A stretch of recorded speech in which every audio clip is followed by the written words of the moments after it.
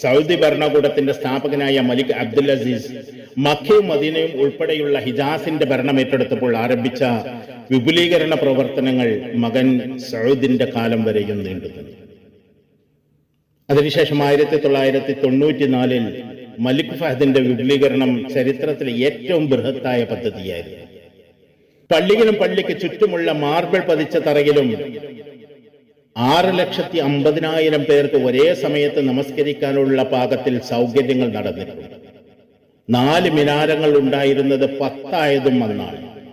72 മീറ്ററാണ് ഓരോന്നിന്റെയും ഉയരം. വായുസഞ്ചാരത്തിന് യന്ത്രവൽകൃതമായി തുറക്കാനും അടക്കാനും സാധിക്കുന്ന 27 കുബ്ബകളും മുകളിലേക്ക് കയറുവാനും ഇറങ്ങുവാനും അതുപോലെ അതിനുവേണ്ടി 4 എലിവേറ്ററുകളും സാധാരണ കോണികൾ 17 എണ്ണവും പണിതതും അദ്ദേഹം തന്നെയാണ്. ആയിരക്കണക്കിന് ടോയ്ലറ്റുകൾ ഇന്ന്